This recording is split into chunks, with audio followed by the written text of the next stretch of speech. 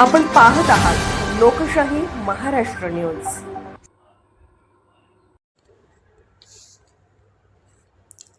आदमापुरातील सामुदायिक विवाह सोहळ्यात तब्बल 41 नवदाम्पत्यांचे विवाह।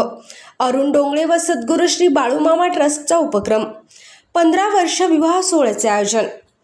गोकुळ दूध संघाचे माजी अध्यक्ष अरुण डोंगळे चॅरिटेबल ट्रस्ट व संत बाळूमामा देवालय यांच्या संयुक्त विद्यमाने आयोजित सामुदायिक विवाह सोहळ्यात तब्बल 41 नवदाम्पत्यांचे विवाह संपन्न झाले। अरुण डोंगळे व त्यांचे कुटुंबीय 15 वर्ष हा उपक्रम राबवित आहेत। आमदार राजेश क्षीरसागर म्हणाले, सामुदायिक विवाह सोहळ्याने सामाजिक ऐक्य, बंधुभाव वृद्धिंगत होतो। विवाहाचा अनावश्यक खर्च टाळून इतरांना प्रेरणा मिळते।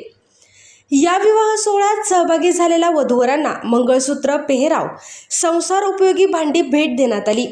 तर शासनाचे शेतकरी वधूपित्यास 25,000 रुपये व मागासवर्गीय वधूपित्यास 20,000 रुपयांचे अनुदान मिळवून देण्यात येणार आहे। विवाह सोहळ्यासाठी अक्षता, पौराहित्य करण्यासाठी भटजी, वधूवरांना हार व वराडी मंडळींसाठी भोजन आदींची व्यवस्था ट्रस्ट मार्फत करण्यात आली होती।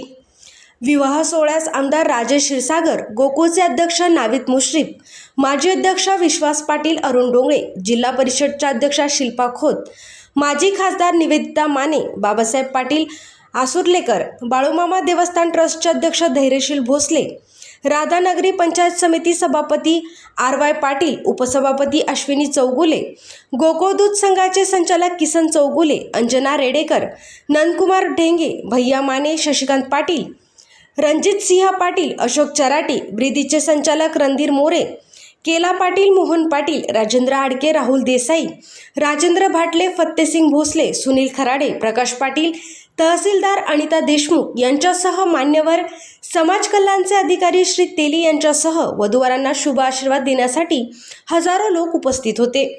जिल्हा परिषद सदस्या अमृता डोंगळे यांनी स्वागत केले। MP पाटील यांनी सूत्रसंचालन केले तर सुहास डोंगळे यांनी आभार मानले। सर्जेराव भाट, मुरगुड प्रतिनिधी। लोकशाही महाराष्ट्र न्यूज चॅनलला लाईक करा, शेअर करा आणि सबस्क्राईब करा।